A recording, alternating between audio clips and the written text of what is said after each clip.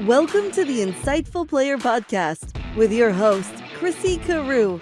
In each episode, Chrissy interviews NFL players and other professional athletes to help transform our culture to be inclusive, kinder, and more loving. We hope to turn everyone into insightful players in their own lives. Chrissy is also the author of the book Insightful Player, featuring over a dozen stories where football pros lead a bold movement of hope. You can learn more about her book, Chrissy's coaching programs, and more episodes of this show at www.theinsightfulplayer.com. You can also watch other episodes on YouTube and listen through all the major podcast platforms. Now, here's the host of Insightful Player, Chrissy Carew. The entire Insightful Player podcast initiative is dedicated to the late Tom Constantino. Tom Constantino was my PR consultant. He was over the moon fabulous. He introduced me to so many people, including in the sports world where I didn't know anyone. He really introduced my book to the entire world, and he always inspired me. He was so dedicated, and he encouraged me so often, especially when I got down. He was really an exceptional human being, and Insightful Player wouldn't have made it to where it is now if it wasn't for Tom. So Tom, up there in heaven, I just want you to know you're going to live in my heart forever, and I am forever grateful for you. Thank you. Welcome back to the Insightful Player podcast. My name is Chrissy Carew, and I'm a business and life coach, as well as the founder of Insightful Player. I founded it in 2009 because I was worried sick about kids with role models falling down left and right. So I partnered with NFL players who were great role models who wanted to share their story and their personal message of hope and let kids know that they overcame tremendous obstacles and they reached their dream in spite of all the obstacles they came up against, and that they want kids to know, and adults alike, that they can too. And what we're doing now is we're bringing it back because we want to bring more kindness, inclusion, and love into our world because things are pretty messed up right now. And we believe that love wins. And today we have back with us wonderful Jarvis Green. As you know, Jarvis played for the Patriots. He won 2 Super Bowls, went to 3 Super Bowls. He had a really tough upbringing, and he overcame tremendous obstacles and built amazing amount of resilience. And while he was doing that, he did a lot of work on his personal development, which made him the success he is as a human being today.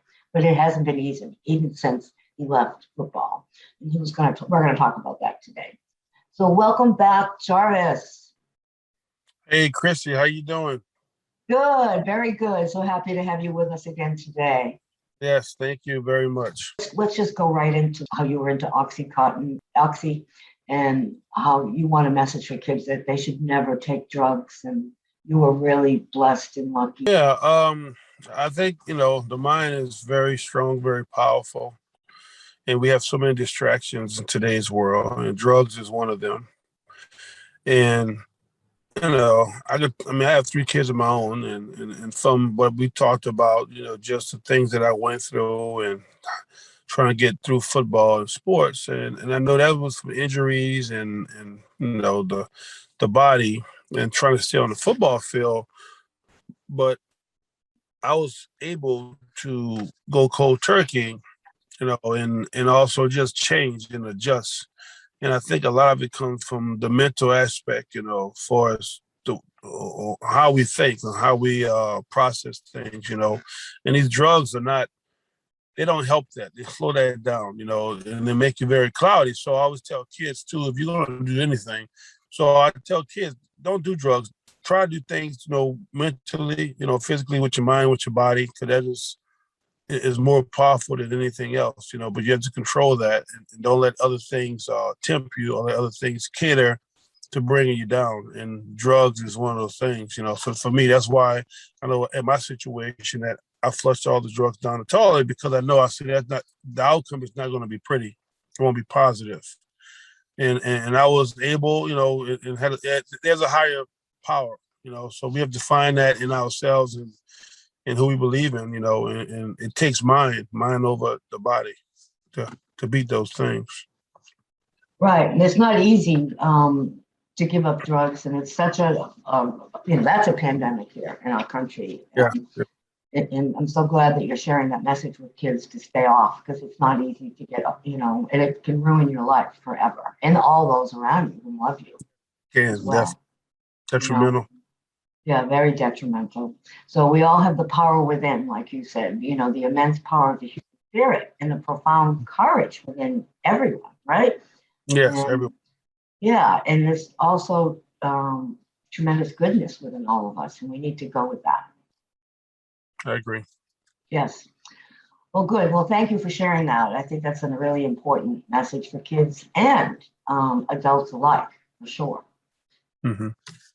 So you've had quite the journey since you left football, and you're like a serial entrepreneur. And it started out with helping a friend in Louisiana. Can you tell us that story? Yeah.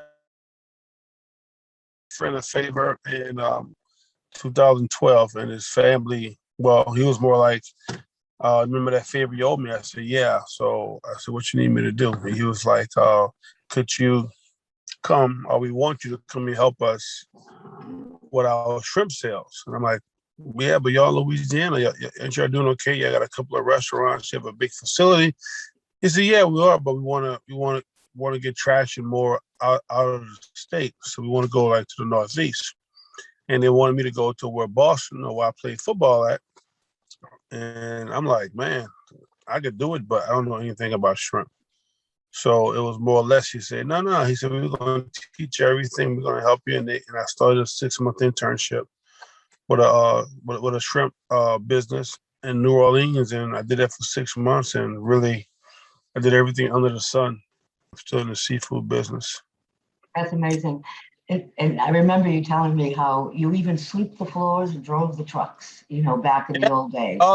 When they needed something delivered, I did it. I mean, the furthest drive I ever took was to I got a deal with Albertsons, and I drove from New Orleans to Phoenix, Arizona. It's quite the journey. You learn from the ground up. And then Yes, go ahead. No. Yes, I did. And I mean, it wasn't like, it never felt like it was work. I didn't know what I was going to get into or what my end game was. But I kept doing the different things. Whatever they needed done, I was there. I did it. It was interesting, but it was fun at the same time. That's great. And then where did you go from there? From there, there was a lot of stuff that went on. I worked for another shrimp company, and then for maybe 4 or 5 months, and they were trying to kill me. When it came down to work, they just made things very hard for me. So I said, you know what? I went back to business, and then I had people calling me about selling shrimp. So I got back into the shrimp business, and I started my own business 2015, Oceans 97. And that's kind of where it started for me. The entrepreneur spirit in me, but just using all my old connections and old customers. I just got back into it, and here we go again. That's kind of how it started, a revamp. Right. So the other people just kind of worked you to death and wore you out. They didn't try to kill you, right? Well, I always see buy your competition out. Because but the thing is, so when I got in, it was like they were trying to get all the secrets and the trade secrets from me. That's what they were trying to do. And I caught that. So I was very limited in what I was explaining to them, because they were selling shrimp south, but the prices and the rates was a lot different when you go sell. So that changed, and it was just too much, and they try to keep me locked in the office and keep me on the phone. And that wasn't the whole deal, because when they wanted me to come work, they didn't say, we want you to work for us. They said, can we work together? Oh. Can you help us? They didn't say, we want to make you an employee, but they were trying to make me an employee. So at the same time, it's like, the stuff we're going to talk about later about just the color of my skin, and the things that I had to go through. And I'm like, it was just a waste of time. Right. And what did you learn from that experience? Don't ever think every sheep you see is not a sheep. It could be a wolf.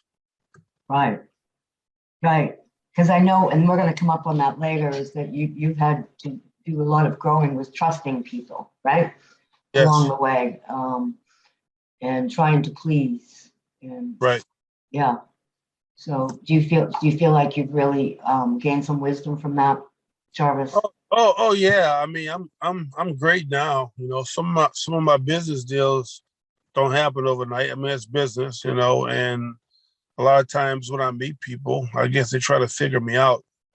And a lot of them try to see if I don't understand the shrimp business. And I just laugh about it because, I mean, I've sold to Stop and Shops and Market Baskets and these big companies, and I mean, I'm on Amazon now, and I understand business, and I understand sales, I understand all of that. Now I'm a one person guy, so a lot of times, when people talk to you, everybody, it's hindsight. Has all the answers. I want to tell you what to do and how to do it, but I'm one person. I have a few people, a few people that work with me or work for me. I have my counsel, and some deals I see now. I mean, I've learned that every deal is not for me. So at least I can be comfortable in the decisions I make today, because in the past it was more like I was chasing different deals and we're trying to get into 5 or 8 different places at one time. But I mean, if you can't grow your like employment or employees, it's kind of hard. I'm only one person. I can't be 10 people. So I understood that as well. So for me, the things that I've learned, it really helped me now today to who I am and molding me in who I am today, that I can believe in, that the things that I do now, I do them off of confidence, not just taking the chance. Right. In your values, you have wonderful values that you honor as well. Thank you. Yes, definitely. In the story, I remember you telling me the story about how things were going really great with Ocean 97, and all of a sudden you lost your biggest manufacturer, and you had some challenges with people that. I mean, yeah, a lot of things happen so much. I mean, even like with shrimp business, it's not consistent to the point that we domestic shrimp, so some of they got maybe 28, 30 shrimp facilities, but I mean, I didn't do business with all the shrimp facilities. I did business with people that I trust. And if they have a storm or Mother Nature come in, I mean, we cannot control that, and I know it was times that when I got into Stop and Shop, everything was going well, but it's hard. And I'm gonna say this too. It got to the point that I was doing so well in business. People always ask me the question, like, who's doing this for you? Who's doing that for you? And I'm like, me. And I don't know if it was the color of my skin or what, because when I was doing these jobs and having all these deals, I mean, I was running a business and I was doing it with a decent corporate structure. We use a factoring. We had a bank that we factor all our POs, and the supply chain. But then, some people, I think, in a way, because I had my sauces, I had my recipes, everything was all mine that I created, with a chef in the kitchen. But then I would deconstruct it and make it cleaner and healthier, being value-added domestic shrimp. And when I walk in some facilities, I used to be like, hey, I got these big deals. And some of these companies never even heard some of these retailers that I was dealing with. But of course, they wasn't in that business, but they created sauces and soups. And it got so bad to the point that I got calls from the seafood buyers saying, Jarvis, this isn't what we created, or this isn't what I approved. And I'm like, hold up. I know what I got signed off at the facility. I remember one time I got off the airplane unannounced. I walked into the sauce plant and said, give me a spoon, because they was making my sauces. And it's hard, and people say, well, you have to do this, you have to do that. I said, no. I said, when you're in business, you have a supply chain, it's ethics that's involved. That if you order something or ask for something, this is what you're supposed to get. I can't be in 10 different places at one time. That's just like somebody ordering something from China. This is what you ordered. You're not about to go fly directly to China and check that out every time you have to make a process and order. You trust that supplier, or that company, that they're going to give you the exact thing that you agreed upon through contract. So I remember going to the sauce plant, and they used like I don't know what to call it, but they used a ingredient that wasn't what was approved. And that was one of the deals that kind of messed up my Stop and Shop deal. And it was one of them, right? And then every time I do something, it was like, I'm making money with a company. They're creating sauces. 4 months in, they're like, so Jarvis, like, can we meet like the bosses? Can we meet like the people in charge? I said, I'm in freaking charge. You're talking to me. I'm here. So how do you expect to do business with anyone when they're doubting the way you do business? All the bills were getting paid, checks were getting paid. I mean, some of those, and I went through, and I've been going through that, my whole life when it comes to seafood business. Just people doubting me. And I remember when Walmart called me, it was just so much. And I had third-party companies. A lot of people scared of Walmart, and a lot of vendors I had to go to didn't believe I was dealing with Walmart. So sometimes I had to walk in to the facility and ask them for their computer. They're like, why do you need my computer? So I can show you that I'm a vendor for Walmart. This is my vendor number. So whatever you're about to talk about, it's all legit.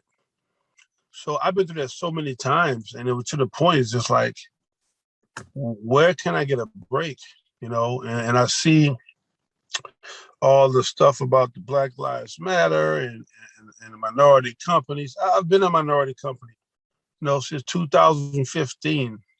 I've been working with the big Fortune 500 companies, all of that, so some of the things that goes on now just wasn't for me and the people I work with in my supply chain. And it's sad to say that even like with the stuff I have now, I had to go out the country just so I can do business with people who didn't care about the color of my skin. Wow, so that's still going on. Oh yeah, still going on. So wrong. Yeah. It must have been so discouraging and maddening. I mean, people not to honor and respect you. And yeah, it is. It goes on, but at the same time, you got to keep moving forward and do business.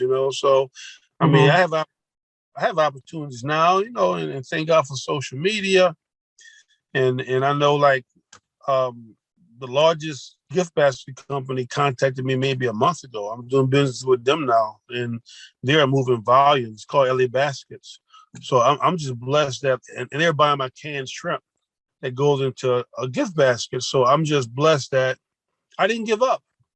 I had people saying, stop, do this. I had people say, come work for me, come do insurance, do more construction.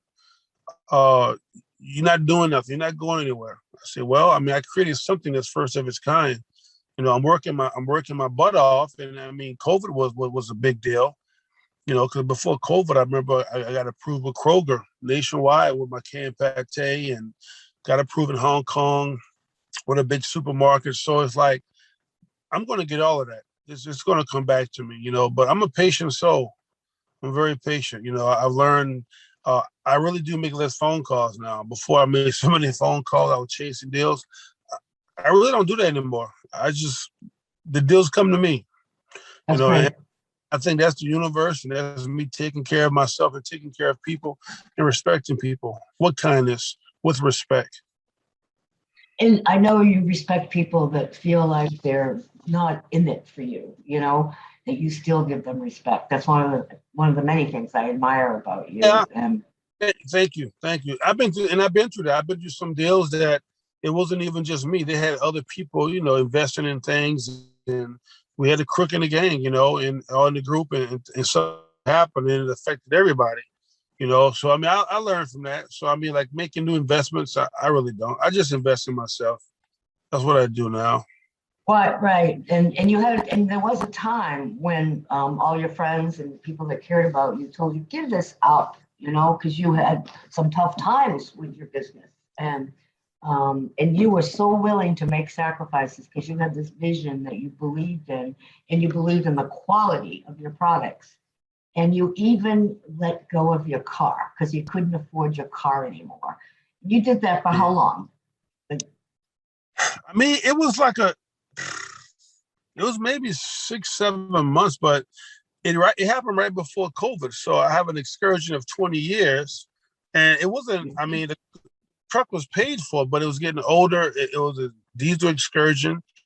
I probably put 50,000 miles on it a year, and I remember I gave it to my brother. I think at 300,000 miles, and he was like, "It's a classic. It's an antique."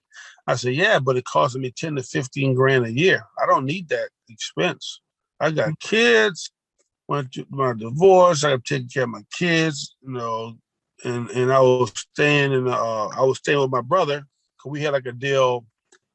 He bought this place. I helped him out a little bit, and I was there, but it was time for me to move on.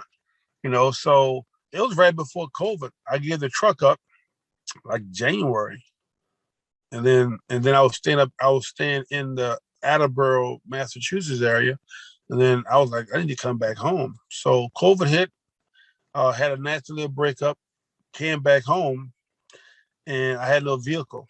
You had But what then, kind of break? You said you had some kind of breakup? What was yeah, that? just a relationship. That's all. Okay.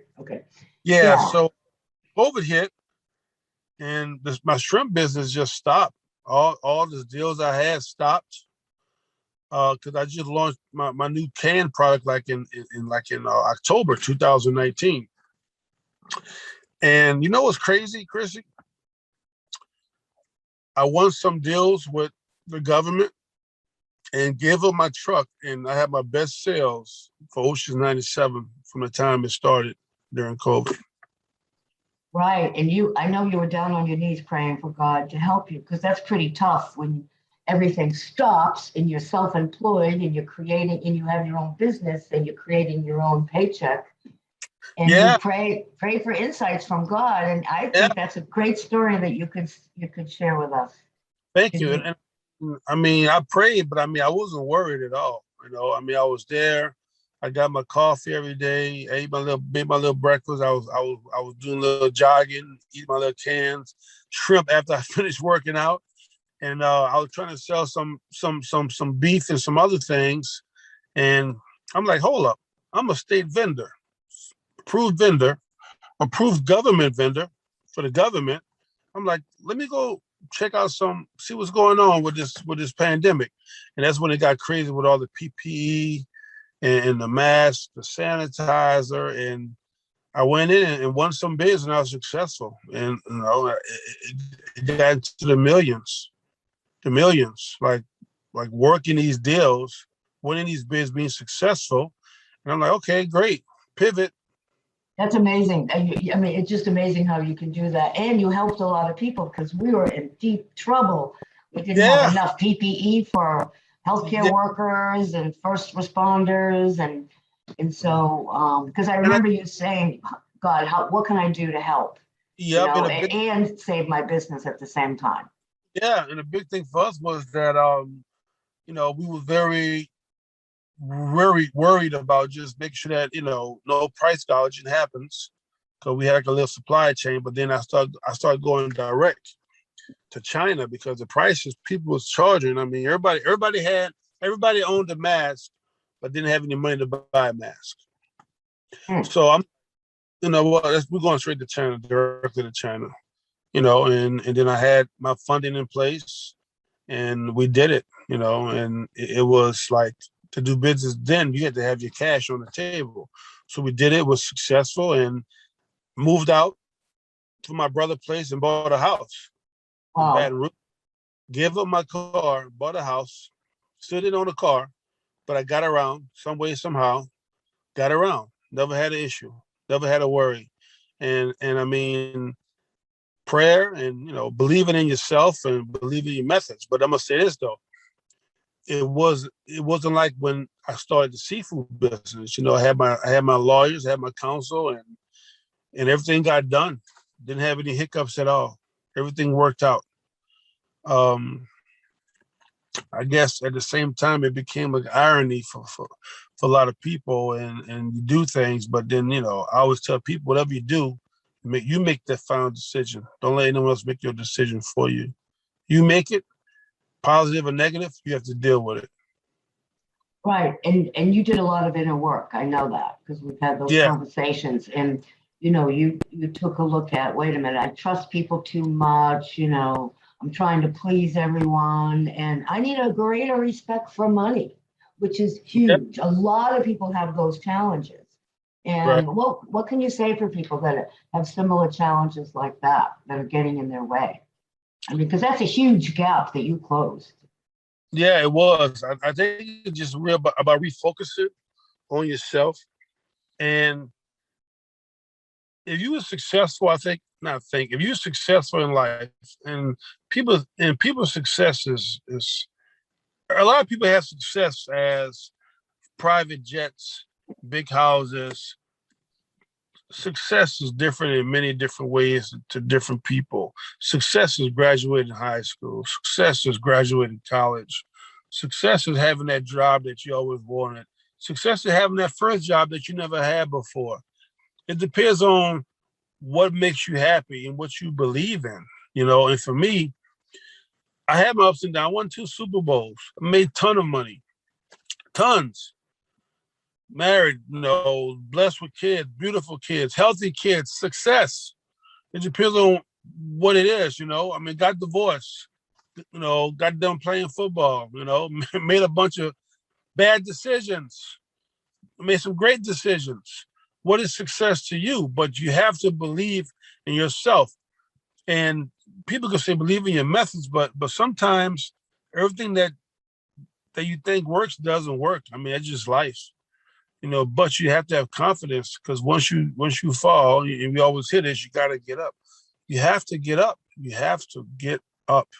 If you don't get up, you always get up. Yeah. And if you get up, you'll never finish. You'll never finish. You never know the outcome. I quit the first day of football. If I would have just stayed home, I would never went to college and got a degree. I would never went to the Patriots to win 2 Super Bowls, because something that I made a decision back in 7th grade that I quit, but I didn't. I went back out there. So I tell people, man, just when you fail, man, just change your methods, try to finish it, but don't stop. Keep going. Yeah, I agree with you. I think that's great. And you're right. Back in junior high, when it was tough for you, trying to tackle someone who was nailing you. And you said, that's it, too much, I'm done. And it's great that wonderful coach of yours chased you into the locker room and read you the riot act. I'm so glad you went back, because your life would have been so different, much different. So it's really great, that whole getting back up. People have to believe more in themselves, and it's not how many times we fall, it's just how we get up. Because we all fall. Every one of us falls. We all get disappointed. And you're trusting, and your faith had a lot to do with your success, for sure, which is great. You made it bigger than you. And hopefully my kids can learn from me and some things. And also just you have your downtime or downfalls. I think the biggest thing is just being positive, and we talked about crying. I mean, it's just okay to shed tears. It's okay. I mean, you're going to have those roadblocks, in life, period, no matter what it is, not just work, job. It could be anything, so got to keep moving, stay positive. Well, one thing that amazes me, and boy, if we could all be like that, we would have peace on earth, is that you want to share your love with everyone, including enemies, people that make it tough on you, people that are filled with hate. It's just amazing. So how did you get there? Because we need that now. There's so much anger out there in the world right now. There's so much fear out there with everyone, getting sick with the COVID, and, people are losing loved ones. It's awful. And it's just like the COVID stuff. You see some of the news about the people going to a restaurant and get denied or get extra vax card. And I saw this morning, some guy shot a person Could have asked him, where's the vaccination card at? That's awful. Yeah, it is. And people getting scuffles. And I don't understand. I mean, the world needs more love. It needs more kindness. It needs more happiness. And a lot of times you see the news, and when you see news, it's not, they always show more negative stuff. You know, negative things sell. And it's so sad that that's the world we live in today. But can it be adjusted? Can it be changed? It can, but it's going to take millions and millions of people to do it simultaneously and do it together. Yeah, and that's why we want all of you viewers to join in on our bold movement of hope to bring more inclusion, more kindness, and more love into our world. If we could all do that, even a little, do something small every day, it would make a huge difference. Yeah. It would be just helping somebody. I mean, chivalry is dead, and it is dead. It is chivalry. It is. I mean, I'm always opening the door, doing the little things. No, but you're so good at forgiving. How do you do that? Because there's a lot of us that need to forgive others out there in the world, and that's part of the anger that we're experiencing. It is. And I mean, I have to say that came from my mom. And she raised us the right way, as kids. And I call mom a hypocrite now because she's older. She's 70, but it's like she raised us to be kind, tenderhearted. She raised us to have feelings. She raised us to have emotions, but to be positive. To help people, to open the door. If somebody needs something, you see somebody straying on the side of the road. And of course, in today's world, people aren't the same people 20 years, 40, 50, 100 years ago. People have hatred in their hearts, even more. People are growing colder hearts, and for me, I'm one of the few. I think I'm one in a million. I'm on 1 in 10 million on who I am today as a person, as an individual. I truly care for people. I truly do. Yeah, I think you're easy to love. Thank you. Because you give so much of yourself to others, and you care so much, and as we talked about in the other interview, how you couldn't stand it, when Katrina hit, and all these mothers, single moms, were in such trouble and needed help with their families, and you dove right in. It's just part of your DNA. You're here to help. You're here to really contribute to others, and which is amazing. And I think it's cool. Oh, go ahead. Sorry. I remember I guess maybe 4 or 5 months passed. I think I probably picked up 3 people, right? They were stranded. One was a black female, 2 was 2 white males. And I picked them up, and I remember the black female, she was stranded, and I backed up, and then she walked to the car, and she looked down and looked at me, and she was looking like, I said, I understand it's 2021, people are nuts. I said, look, do you need a ride? She's like, yeah, but I don't know. I said, look, I took out my license. I said, this is my license. This is my name. My name is Jarvis Green. I have 3 kids, 2 girls and a son. I'm only trying to get you to the next stop. Looks like you need help. I'm here to help you. But to get kidnapped, this is crazy. This is what you got to do these days to offer help to people. It wasn't that way years ago. It wasn't. And times have changed because they have so much hatred in the world. You don't know who to trust. Right. But there is the goodness within all of us. And that's what you model. That's what you model, Jarvis. And that's what we all need to do. Is model more and look for the goodness. And I think there'd be a lot less hate if we focus more on the goodness, just as you said, even in your enemies. I mean, I think that's something that is incredible. And, so I've been very inspired by you from just you being able to open your heart to people that are very unkind to you. I think that's huge. That's amazing. And if we could all do that. And look, I'm not perfect. I mean, I'm a guy, I block a lot of people. When people aggravate me at times, I say, you know what, I can't it's not. I can't. I can't help you. But also the love. You have to love back. You have to get it back. You have to give it. You have to receive it as well. Right. And I think it's healthy. We have to block out negative influences in our lives. I think that's really healthy. And if we don't, we never get to be all the best of who we are. Because it's really unhealthy to be around unhealthy situations. So Yes, it is. That's a really good thing. See, again, there's another example. Your values come first. Your family is more important. You don't have time for this nonsense of all this negativity. And that's a really important message for everyone. Because then people start giving out of resentment. I know I was been there when I was younger. I tried to help everybody, but I got burnt out. You know what?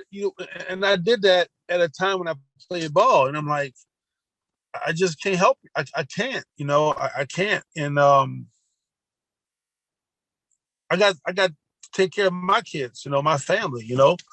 And I know even like when I'm home. I mean, our home is so positive. Like when the kids come to the house, I ask them to do different things. They do their duties and if they got to wash dishes and all that stuff, they do all that stuff. But I always tell them, let's have a good time. No fussing, no fighting. It's going to be positive action 24/7. And that's the way it's been. That's the way it's been, and that's the way I like it. And life is too short, and we're supposed to love more than we're supposed to hate. Right. Yeah. That's great. That's great. Are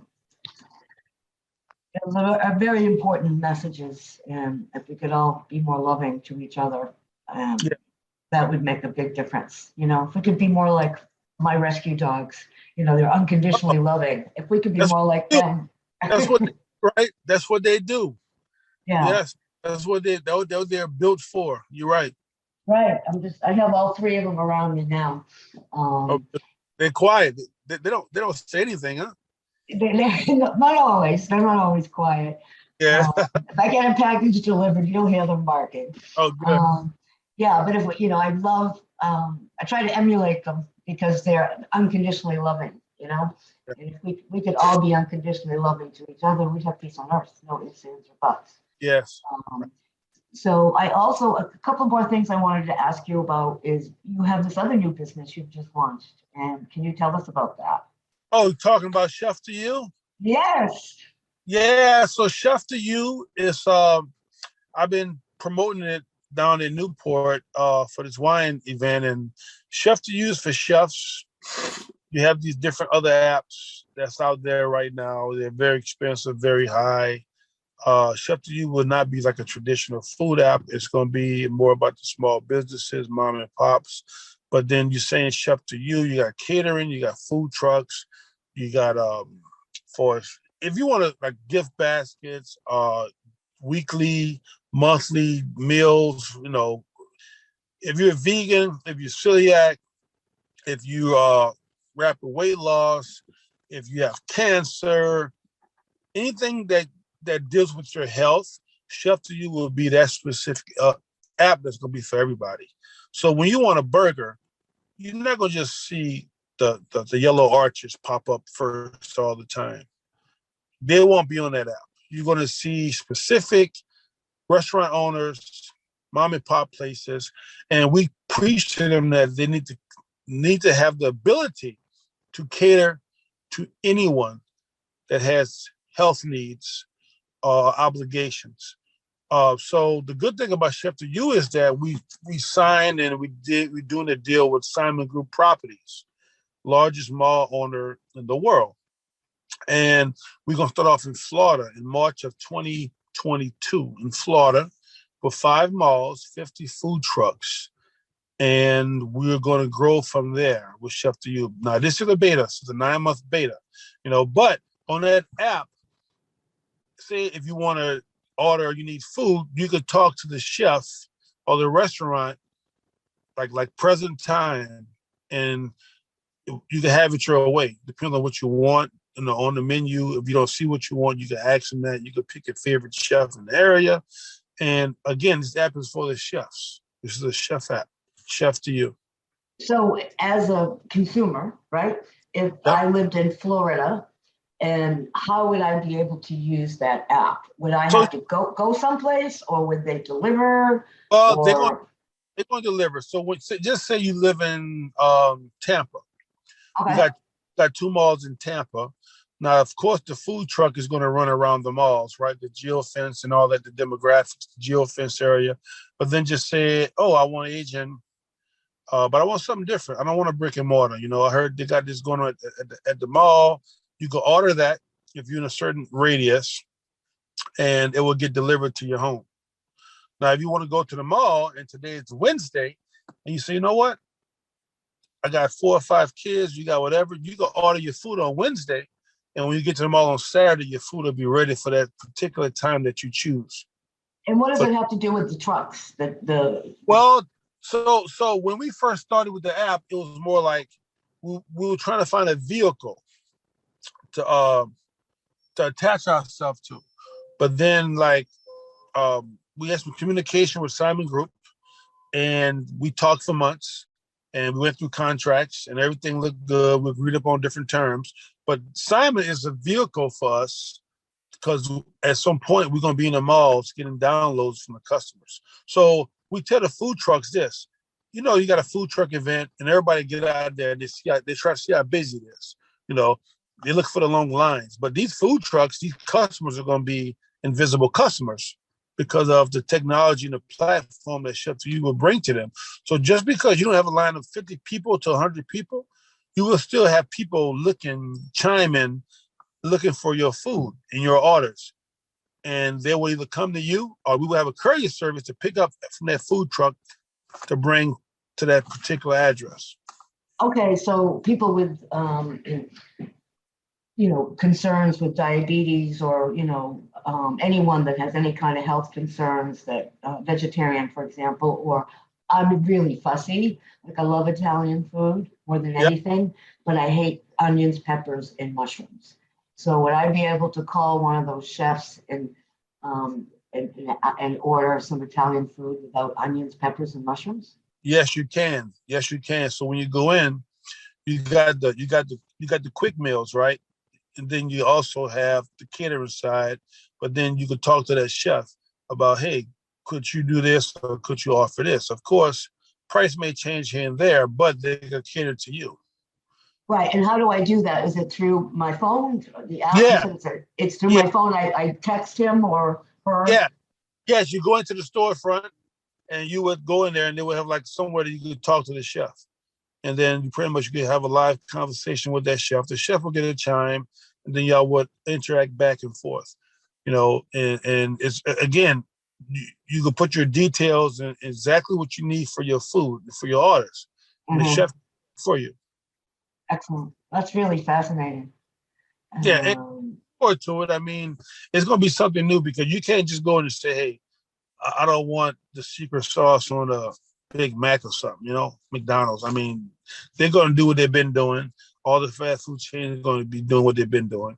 But these mom and pop places, when you walk in, you get that same customer satisfaction that they can alter and adjust their menu and their plates for their customers. Well, this app is going to do the same thing for the customer, and the chef could do that. And the chef is going to be able to have an ability to win more customers because they could cater to anyone. And they work out of a truck. These always truck, brick and mortar, anything. Oh, okay. And so this will. Oh, go ahead. Some chefs going to be able to work out of their house.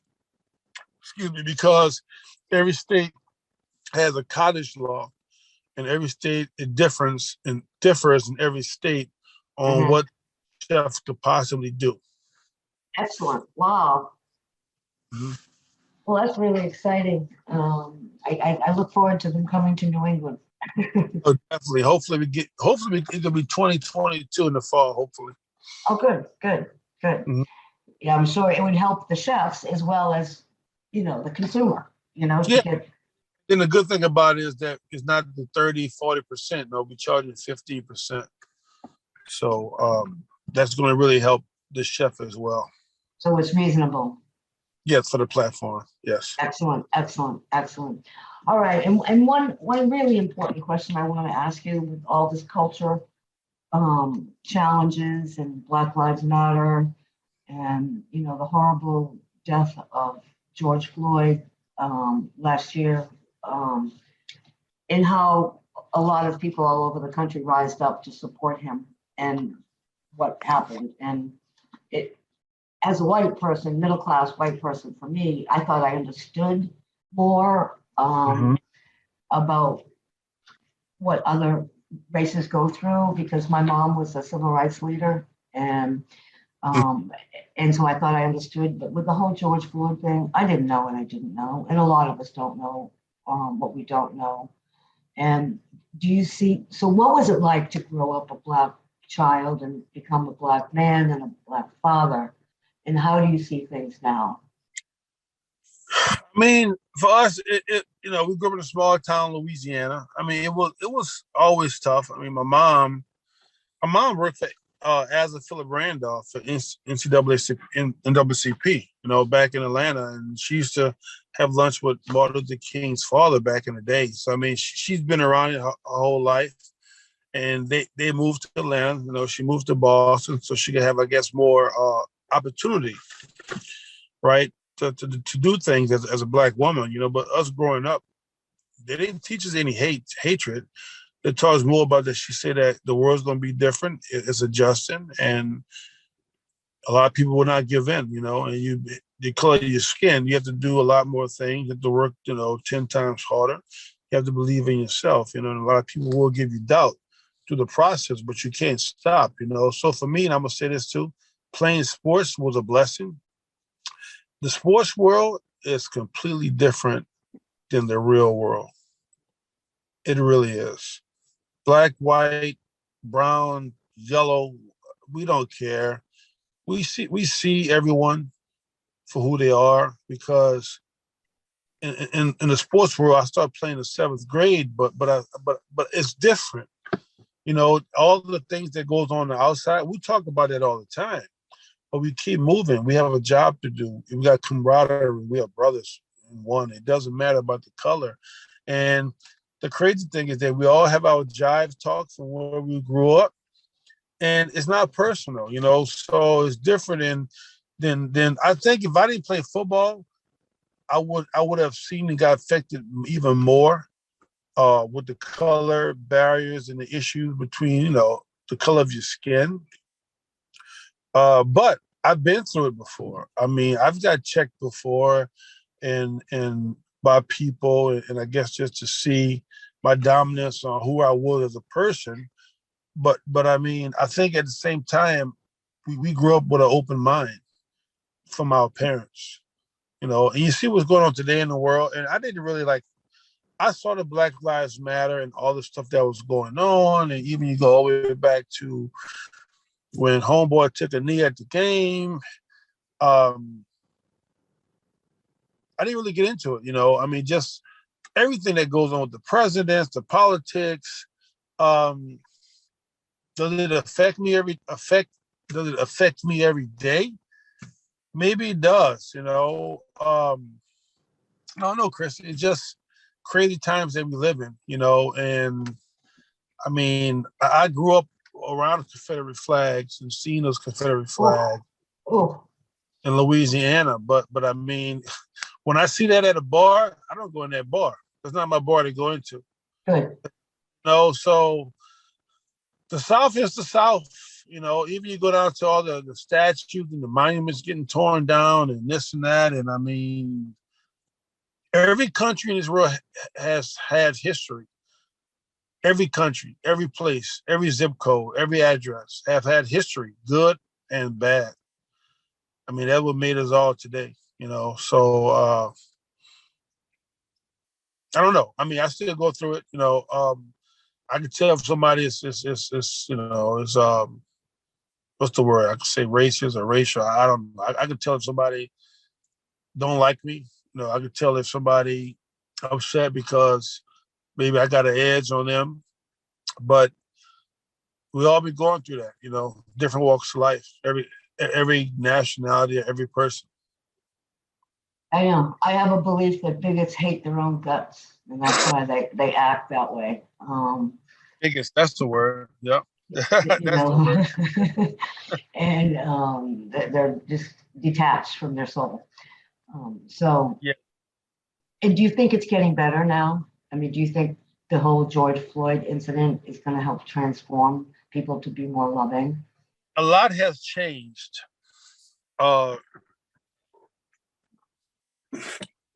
I'm gonna say this too.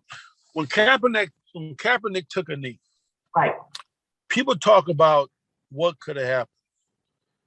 The camera guy could have not even focused on him taking a knee. It would have never existed. Right. It will never existed. I mean, I've seen people, well, they've been down to tie their shoe during the national anthem, but then there was a time too, at one time we didn't go out for the national anthem. We didn't, unless it was Super Bowl. Mm-hmm. I mean, that the world been changing, but that kind of like changed everything. That put everybody hit the brakes, and like everybody, you can see, open their eyes or woke, whatever you want to call it. But it changed a lot of different things. I mean, my brother was a policeman for 20 years. My sister's a policeman now. My dad, my uncles, my grandfather served in the military. A few went to war, combat. I believe in my policemen. I believe in those who go to war, who fight for the country and protect us. Is it a thin line? It's not. We got to make the right decisions. Right. We do. And again, and it's back to just bringing more love into the world. We're all community. We're all the same. We're all human beings with souls. We are. We are beating ourselves. We are beating ourselves down. We're all this. Yes, definitely. And one of my mentors, Barbara Marx Hubbard, said that crisis is an evolutionary driver. So I'm really hoping that this crisis really can transcend us to become more loving to each other. Crisis, yes. Disasters. It drives everything. It increases money. It gives jobs. It rebuilds. Mm-hmm. It does so much. Definitely. So in wrapping up, is there anything else you want to share? No, just thanks again, for letting me share my story on Insightful Player. It's always great, we catch up and talk about things, and a lot of things to be emotional, but it's like a time that I can get things off of my chest, and share with you and share with those who's watching and listening. It's a big deal, the world we live in. And again, like you said, we got to just have big hearts and keep sharing and keep loving. Definitely. Be kind. Yeah, be kind. That's right. And that's why we reignited Insightful Player, to bring more inclusion, kindness, and more love into our world. And that's our focus. And so I would like to invite everyone out there today to just do something to lift someone up today. Just whatever it takes. Just someone in your family, someone in your neighborhood, the grocery clerk, just smile at them, acknowledge them. Because even if you're feeling awful, if you do something nice for someone else, you're going to feel a lot better. So go out there and just spread love. Okie doke, and kindness. So thank you for listening, and thank you for being here. Jarvis Green, I love you. You're the best. And we'll talk again soon.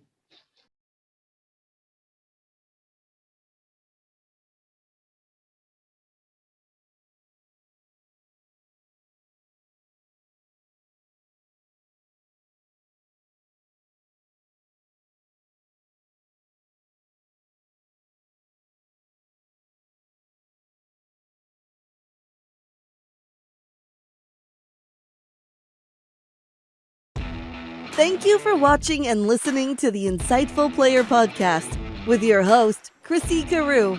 Chrissy is also the author of the book Insightful Player, featuring over a dozen stories where football pros lead a bold movement of hope. You can learn more about her book, Chrissy's coaching programs, and more episodes of the show at www.theinsightfulplayer.com. We hope to turn everyone into insightful players in their own lives. You can also watch other episodes on YouTube and listen through all the major podcast platforms. Thank you for your comments, reviews, and sharing the show with others.